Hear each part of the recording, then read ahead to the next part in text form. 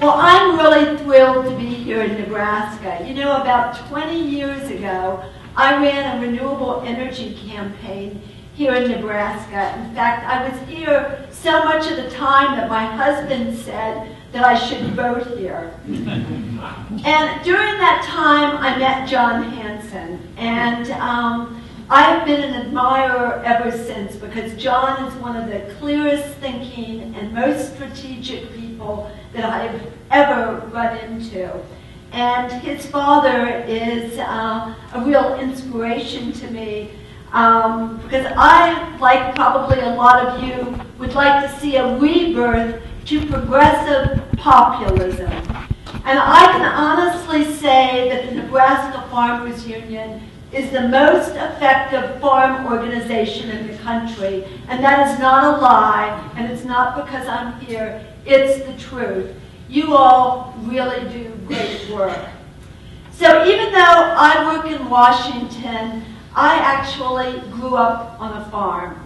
My daddy and mommy were missionaries, and when I was about 11 years old in 1963, my father decided it was time to move to a farm. Well, my parents didn't have very much money, and they bought a hardscrabble farm in Virginia, 100 acres. It had a mile-long driveway. The house hadn't been lived in for decades. It didn't have electricity. We did eventually get the local electric co-op to put in the electricity. We never did get plumbing into that house until I inherited it as an adult. And you know, I wasn't too thrilled about that as a teenager, but I can tell you that plucking chickens and squeezing potato bugs and carrying water, I didn't like it at the time, but it was probably the most valuable experience that I ever had in my life. And it's given me a deep appreciation of what it is to grow food. So through the years, I've become more and more infuriated and angry about how farmers are actually treated in this country. And I hope I don't insult anybody tonight. And I don't want to get John in trouble, but it's both political parties. And members of both political parties show contempt and disdain for farmers. Not all members, but enough that we have this situation with the Farm Bill in Washington. We had the disgusting situation this past year with the Obama administration betrayed farmers. They promised to do something about fairness in livestock markets, and they let the meat packers pressure them to not take action. So I wrote this book, Foodopoly, because I think it's about time that eaters, consumers, really know what it is to grow food. And we have to engage people in an urban audience if we're ever going to win on any of these issues. So I set out to tell the story about how just after World War II, there was a subtle and ruthless scheme initiated by the titans of industry to reduce the number of farmers and to create a large and cheap labor pool for industry. In the 1940s, they envisioned a future where most young men from rural areas would actually be moved off the farm and would provide cheap labor in industrial areas.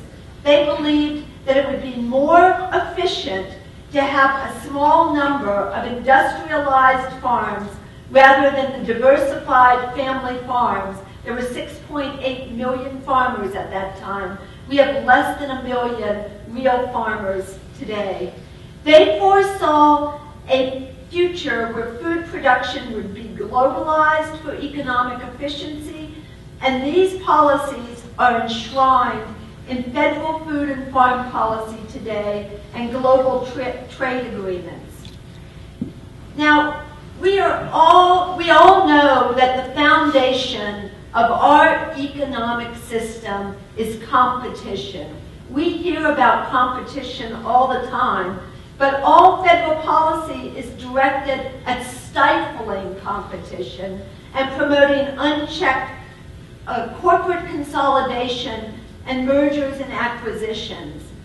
And one of the Reagan administration's lasting legacies is really the dismantling of antitrust law, the laws that were designed to keep and to have fair and competitive markets.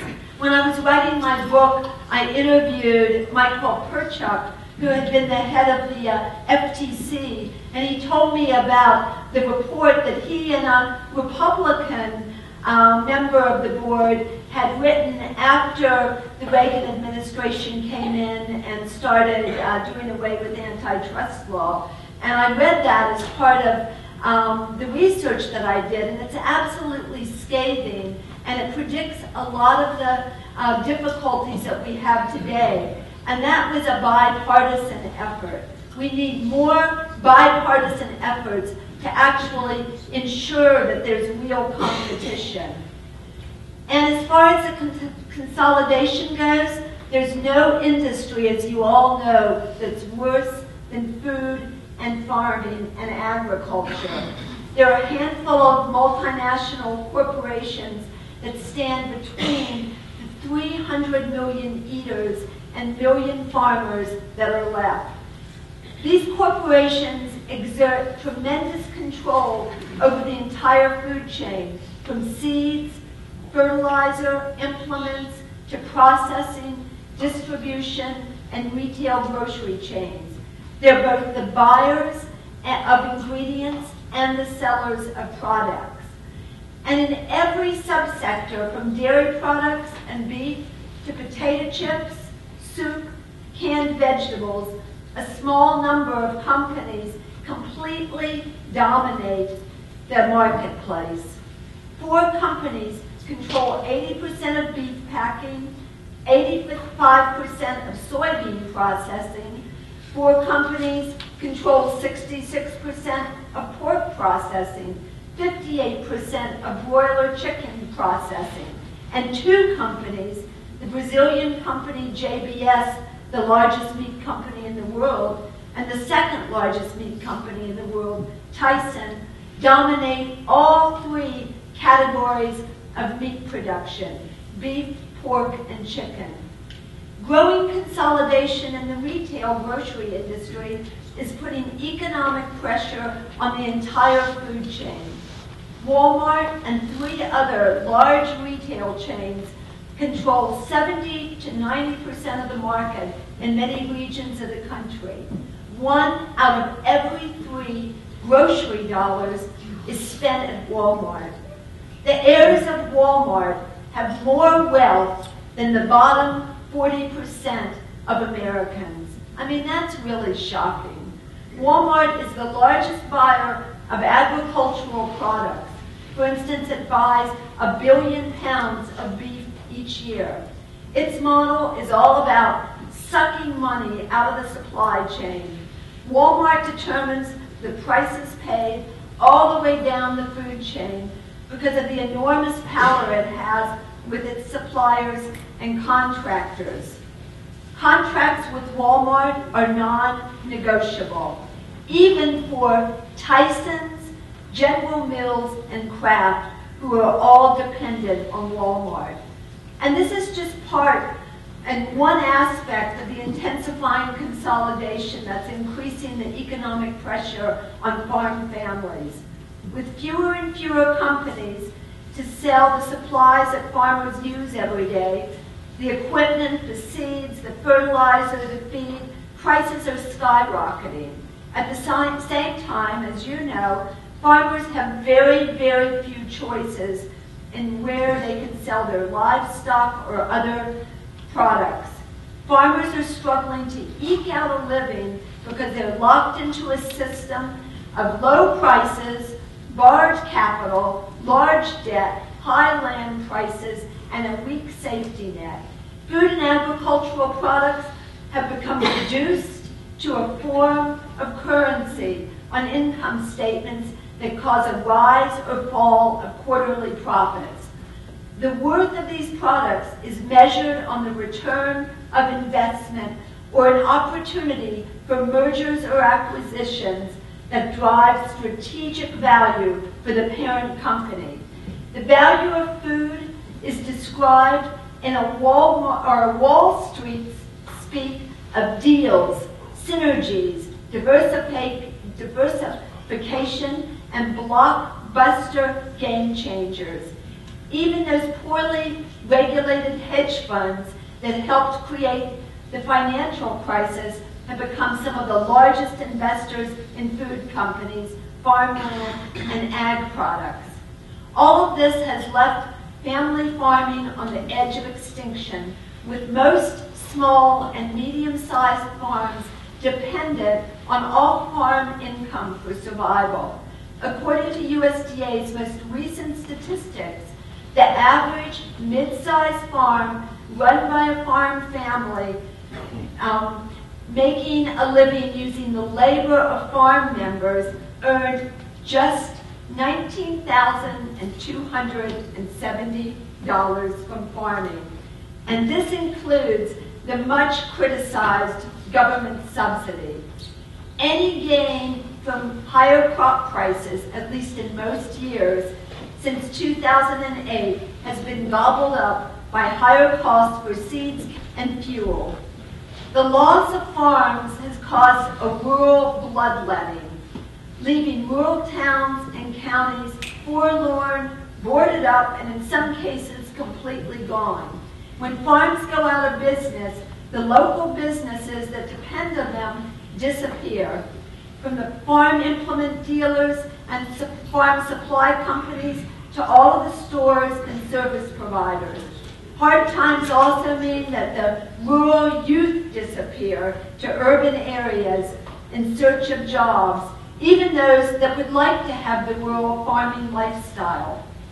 The time has really come to hold our elected officials accountable.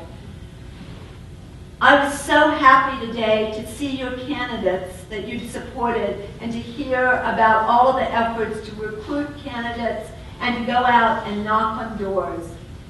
Because both political parties are failing to defend family farmers overall, and they're selling family farmers down the river as quickly and brutally as they can to serve their masters. And they get away with this in large part because of the steady drumbeat of lies from the media. One of the biggest impacts that the elimination of antitrust and deregulation has had is on telecommunications. Massive companies dominate the U.S. media landscape. Through a history of mergers, acquisitions, these companies have concentrated their control over what we see, hear, read, and even what we think about. Like the meat packers, these companies are vertically integrated. Local and independently produced news sources have been gobbled up, leaving us with a giant disinformation machine that constantly spews propaganda. And as we know, it's the media in all of its different forms that's the chief tool used to make people vote and act their own interests. It's created this false narrative that confuses people about what's really going on and lets corporate interests buy public policy using our nation's legal form of bribery, campaign contributions, and lobbying. We need to do what we can to overcome this through our own organizations and the communication tools that we're developing, and through real grassroots organizing. Because until we're able to involve large numbers of people in these fairness issues and to get them to vote their self-interest, we're going to lose on anything that really matters, from whether the wealthy should pay their fair share of taxes to having a farm bill that actually passes and works for farmers.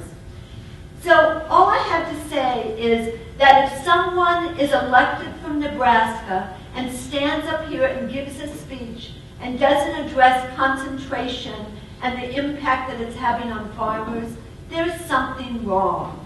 We need to actually hold these elected officials accountable, and I think that we can do it through revitalizing our organizations. We need to get young people involved.